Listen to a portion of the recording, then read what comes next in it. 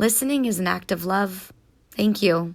You can help lift up the voices, stories, and challenges we share by making a contribution at thiswayout.org. A sincere thank you to all of you who already support This Way Out. Your support matters. I'm Lucia Chappelle. And I'm Michael LeBeau. With NewsWrap, a summary of some of the news in or affecting LGBT communities around the world for the week ending July 10th, 2021. Religious conservatives in the Georgian capital of Tbilisi tried to stamp out LGBTQ pride this week, but their efforts backfired. The elders of the highly influential Orthodox Church issued a statement denouncing the planned Pride Parade as a grave sin. They sponsored a protest march to precede the Pride Parade that descended into violence, with the crowd turning on journalists they accused of spreading LGBTQ propaganda. According to various media reports, up to 50 reporters were injured by rocks, bottles, and sticks. Mobs then ransacked the offices of the planned Pride March for Dignity organizers. Activists say police stood by as they were attacked, along with more journalists on the scene. Earlier in the week, the same mix of religious fervor and ultranationalism had sent anti-queer mobs to prevent the Pride Week Queer Film Festival from taking place. Reeling from the backlash, organizers canceled all remaining Tbilisi Pride Week events, including the march. However, the day after the Pride March would have taken place, thousands of people gathered outside the Georgian Parliament building to protest the homophobic violence. A counter-protest reportedly drew less than 200 people. Pride organizers called the demonstration of support historic. The embassies of more than 15 countries joined a chorus of global criticism against the Black Sea nation. A crowdfunding Just Giving page has been opened to help Tbilisi Pride rebuild back bigger and better. Global outrage is also swirling around the brutal murder of a young gay man in Spain. Samuel Luiz was video chatting with a friend outside a bar in the early hours of July 3rd in the northwest city of A Coruña. A group of young men gathered outside the bar thought Luiz was trying to film them. As he was trying to explain what he was doing, one of the men attacked him. Up to a dozen people joined the mob attack, chasing Luiz down the street. Friends of the 24-year-old nursing assistant said several of the attackers shouted anti-gay slurs. Luiz was eventually rushed to the hospital, where he died. 3 men and a woman in their early 20s have been arrested in connection with the vicious beating death, according to the most recent reports. An estimated 30,000 marched for justice for Samuel through the streets of A Coruña. Demonstrations arose in several other Spanish cities, including Barcelona and Valencia. Some protest signs declared, "Your homophobia is killing us." Videos posted to social media from Madrid showed riot police allegedly engaged in crowd control, attacking peaceful protesters and random passers-by.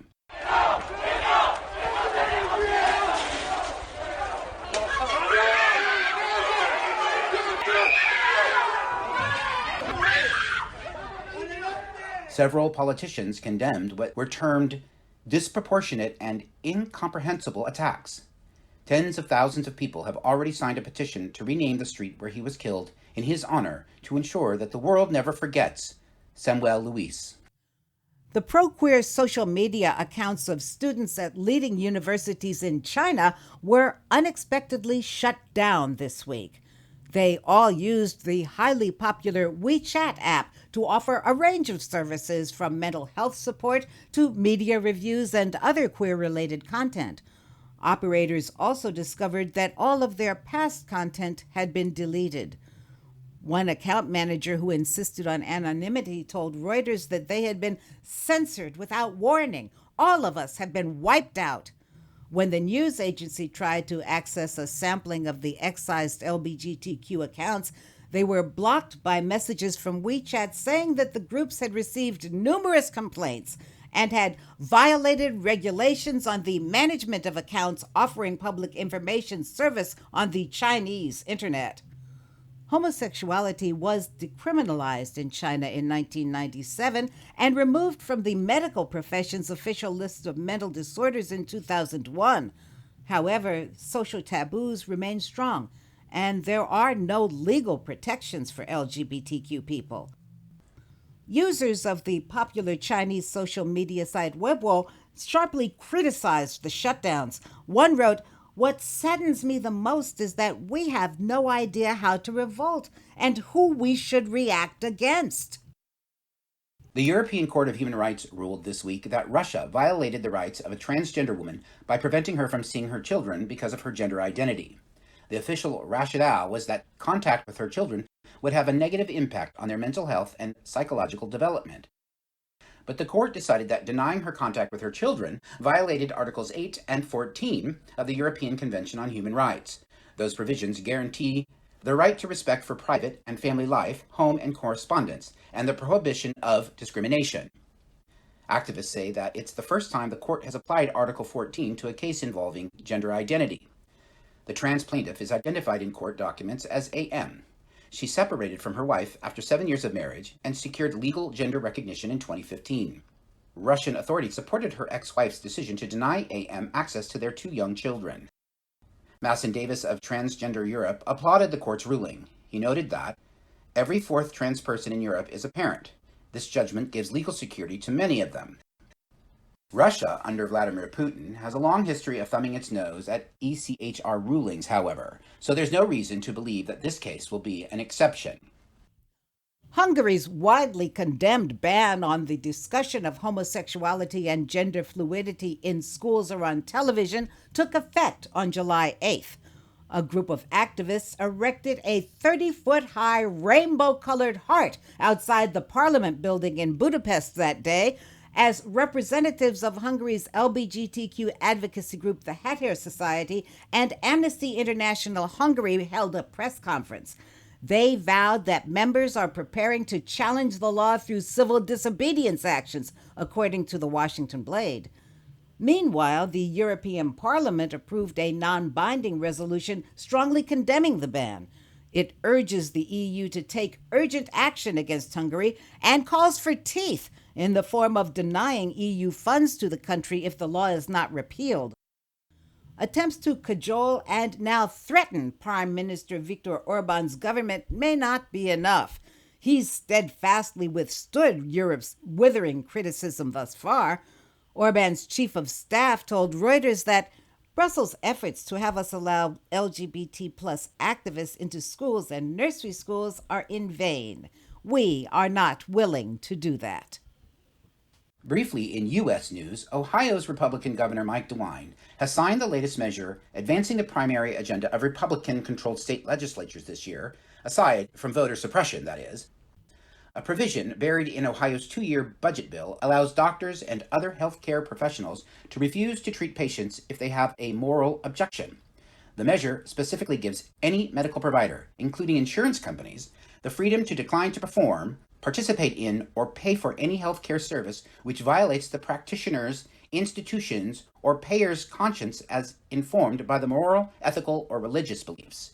That clearly jeopardizes access to services for LGBTQ people and women seeking reproductive care. According to the Columbus Dispatch, at least a dozen other U.S. states have enacted similar Conscience Clause laws.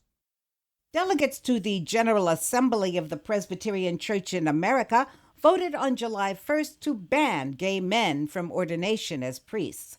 The vote was 1,438 to 417. The amendment to the Book of Church Order refers to same-gender love as the sinfulness of fallen desires.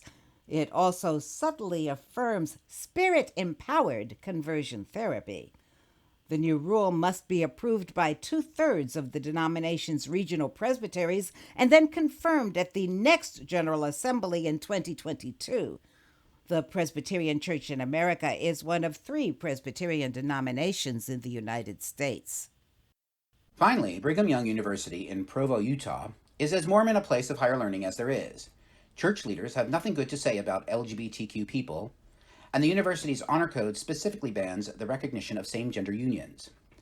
but an anonymous group of BYU students staged the university's first, albeit unofficial, Pride event on June 28th. More than 1,000 current and former BYU students and staff and their allies marched from Joaquin Park to Kiwanis Park, just blocks from the campus. They waved rainbow flags along the route and held up signs insisting that love is the answer and hate has no home here. The Salt Lake Tribune reported that cooperative police officers guided the marchers, simply asking them to stay on the sidewalk and obey traffic signals. Black gay BYU graduate Stacy Harkey spoke at a rally to kick the march off. He said that the larger than expected turnout surprised organizers.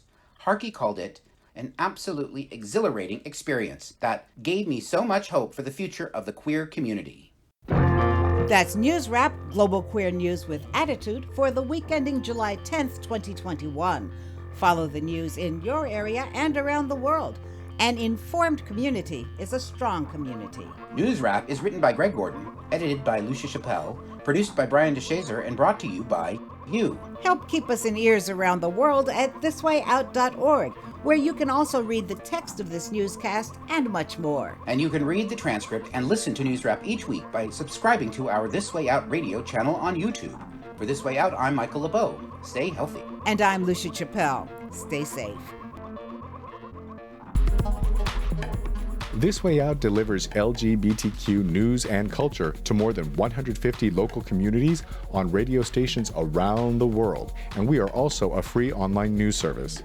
You can choose your favorite way to listen, online or on the air, at thiswayout.org. Please sign up for our free e-newsletter, Inside This Way Out.